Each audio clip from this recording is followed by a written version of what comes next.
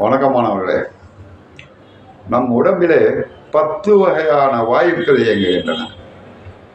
அது எப்படி என்பதை ஒரு 5 நிமிஷத்தில் பார்க்கலாம். நம்முடைய உடம்பு எப்படி இயங்குகிறது என்பதை நாம் தெரிந்து கொள்ள வேண்டும் முதலில். புரியுங்களா? அதாவது நம்முடைய தமிழ் ஞானிகள் கண்டுபிடித்த விஷயம். இது அடிப்படையிலே மருத்துவம் படித்து தான் தெரிந்து கொள்ள வேண்டும் என்ற அவசியம் இல்லை.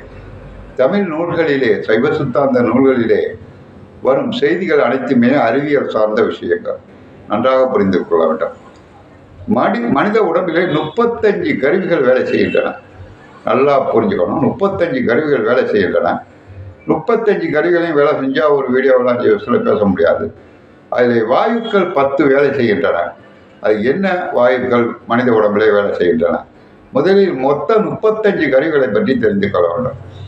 மெய், வாய், கண், காது, மூக்கு, இது 5 அறிவு கருவிகள். 5 செயல் கருவிகள், அது 5. வாக்குன்னு ஒன்று சொல்கிறோமே, சத்தம். ஒருத்தனை வாடான்னா வர்றான், போடான்னா போகிறான். இந்த வாக்கு ஒரு செயலை செயல்பட வைக்கிறது அல்லவா? அதனால முதல்ல வாக்கு. அப்புறம் கை, காப்பி கொண்டாந்து வச்சு அதை எடுக்கணும், அதுக்கு கை உதவிப்படுது. கை, கால், ஒரு இடத்துலேருந்து ஒரு இடத்துக்கு பேரத்துக்கு கால், கை, கால். நம்ம சாப்பாடெல்லாம் கழிவு பொருளாக போகணும், மலங்கழிக்கிற கருவி அது ஒன்று. ஜலம், குடிக்கிற தண்ணி, நீர் போகிறது, இப்படி அது ஒரு 5 செயற்கருவிகள். 5 ஞானிகள் எவ்வளோ அழகாக பிரிச்சிருக்கானோ பாருங்க. அறிவு கருவிகள் 5, மெய்வாய், கண், காது, மூக்கு. செயற்கருவிகள் 5. வாயுக்கள் 10. நல்லா புரிஞ்சுங்க. வாயுக்கள் 10.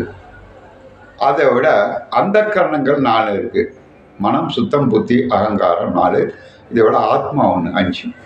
25 கருவிகள். சத்தாதி 5, வசனாதி 5. அதாவது அறிவுக்கருவிகளால் நடைபெறும் செயல்கள் 5.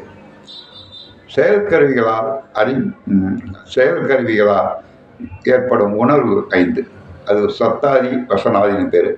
அதெல்லாம் நான் பல வீடியோவில் போட்டுக்கிட்டு இன்றைக்கு 10 வாயுக்கள் சொன்னால் அதை மட்டும் தெரிஞ்சுப்போம். முதல்ல 10 வாயுக்கள் என்னென்ன பேர்னு தெரிஞ்சுக்கங்க முதல்ல.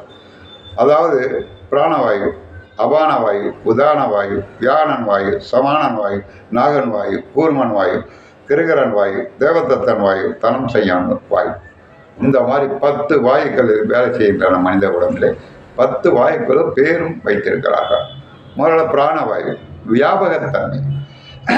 வியாபகத்தன்மை அப்படின்னா நம்முடைய ஆத்மா.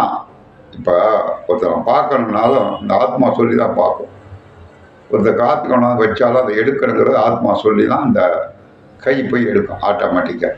இந்த ஆட்டோமேட்டிக் வேலை செய்கிறது வியாபகத்தன்மைன்னு பேர். இந்த வியாபகத்தை செய்வது தான் பிராணவாயு. நம்ம பிராணம்னா மூச்சு விடுறதுன்னு நினச்சிக்கிட்டு இருக்கோம். அது கிடையாது. உடம்பு முழுக்க உடம்பை செயல்படுத்தக்கூடிய கருவி பிராணவாயு 1.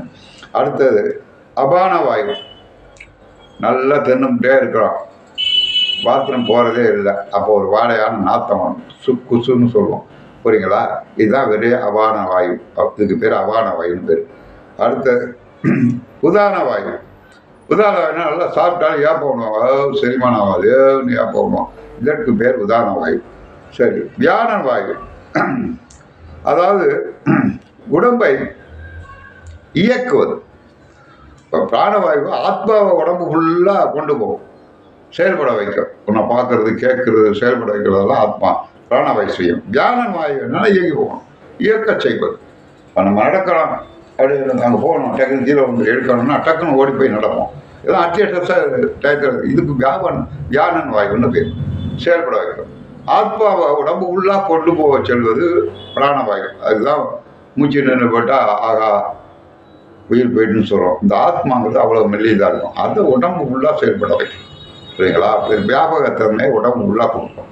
செயல்பட வைக்கிறது வியானன் வாயு, இயக்க வைப்பது. சரி, சமானன் வாயு அப்படின்னா என்ன? எவ்வளோதான் சாப்பிட்றாங்க, நல்லது கிடையாதுலாம். சரிங்களா? அது சத்தம் மட்டும் எடுத்துக்கிட்டு மற்றதை பிரித்து கொடுத்துரும், தேவையில்லாம் அழுக்கு மலத்தையெல்லாம். இதுக்கு சமானன் வாயு அப்படின்னு பேர். நாகன் வாயு அப்படின்னா விக்கல் வருது இல்லை, சாப்பிட முடியாமல் சில பேர் சாப்பிட்டா விக்கல் வரும், அதுக்கு பேர் நாகன் வாயுன்னு பேர். கூர்மன் வாயு விழிப்பது, உறங்குவது, கண் சம்பந்தமாக வேலை செய்கிறது. அப்பா வரை தூக்கமாக இருக்குது அப்படின்னு தூங்குறது, திடீர்னு முடிச்சு பார்க்குறது, இதெல்லாம் இந்த மாதிரி ஒரு வாயு இயங்குது. அது கூர்மன் வாயுன்னு பேர். கிருகரன் வாயு அது வந்து கோபத்தை உண்டுக்கும். நல்லா கேட்டுங்க, ஒருத்தர் ஏதாச்சும் சொன்னால் போய் அடிச்சு விடண்டா அப்படின்னு சொல்கிறோம்ல, கோபம் வரும். இதுதான் கிருகரன் வாயுவோட வேலை. சரி, தேவதத்தன் வாயு, அதாவது நம்ம எது வேணாலும் சாப்பிட்றோம், உருளைக்கிழங்கு, மட்டன், சிக்கன் எல்லாம் நம்ம அடுப்பப்ப வேக வச்சு தான் சாப்பிட்றோம். ஆனால் இதை செரிமானம் பண்ணுறது எது? இதுதான் தேவதத்தன் வாயு. மக்கா நாள் மலமாக போகுது, உருளைக்கிழங்காவா போகுது, முட்டை சாப்பிட்டா முட்டையாக போகுது, சிக்கனாக போகுது. இதை பதப்படுத்தி வேக வைக்கிது பாருங்க. உடம்புக்குள்ளேயே ஒரு அக்கினி இருக்குது. அதாவது உதராக்கினி, வடமகாக்கினி அப்படின்னு ஒரு வடமகாக்கினா கடலுக்கு கீழே ஒரு அக்கினி இருக்குது. அது எந்த நேரமும் பூமிக்கு, அதான் நெருப்பு குழம்பு வெளி, அது என்னது இதாக வெடிச்சு வரும்ல பூமியிலேருந்து, அதுக்கு என்ன பேர் மண்டை. சரி, உதராக்கணி அதே மாதிரி கடலுக்கு நெருப்பு குழம்பு வெடிச்சு வருது இல்லை. அதே போல் மனித உடம்புலையும் இயங்குது. பிரபஞ்சத்தில் அண்டத்தில் இருப்பது தான் பிண்டத்தில் அப்படின்னாரு திருமூலர். அண்டத்தில் என்னென்ன நடக்குமோ, ஏன்னா இந்த பிரபஞ்சங்களின் சேர்க்கை தான் மனிதன். அதனால் அந்த அண்டத்தில் நடக்கிற பூரா மனித உடம்புலையும் நடக்கும். அதே மாதிரி வேக வைக்கும். அதுதான் வந்து தேவதத்தன் வாயுன்னு பேர். அது பாருங்க, உடம்புல எதை சாப்பிட்டாலும் வேக வச்சு ஜீரணமாக்கி வெளியில் தள்ளிடுது தேவதத்தன் வாயு. தனம் செய்யன் வாயு 10வது வாயு. அது என்னன்னா, இப்போ இறந்து போகிற ஆத்மா இல்லைன்னு வச்சுங்க, 3 நாளைக்கு வீட்டிலே போட்டு வச்சுங்க, தானா பாடி உப்பிப்பேன். எப்படி வைப்பது? ஆத்மாவே இல்லை, உயிர் இல்லை, சுருங்கில் போகணும், உப்புப்போம். இதுதான் வந்து தனம் செய்யும் வாயு. தானா அப்பையும் ஏதோ ஒன்று செயல்படுது உடம்புல. நான் சொல்ல போறீங்களா, பாடியில் உயிர் போயிட்டாலும் ஏதோ ஒரு வாயு செயல்படுது. அப்போ அந்த உடம்பு வீங்கி போடும். புரியுங்களா? என்னடா பொணங்கணம் நடக்கிற அப்படிமா பாடியில் இருக்கும்போது அவ்வளோ வெயிட்டாக இருக்கும். அந்த வாயுக்கு பேர் தனம் செய்யும் வாயு. மனித உடம்பிலே பொதுவாக 10 வாயுக்கள் என்கின்றன. என்ன என்பதை இன்று தெளிவாக பார்த்து விட்டோம். நன்றி மாணவர்களே. மீண்டும் இந்த மனிதனுடைய இயக்கங்கள் 35 கறி சொன்னலாம், அது எப்படி இயங்குகிறது என்பதை அடுத்த வீடியோவில் பார்க்கலாம். நன்றி, வணக்கம் மாணவர்களே.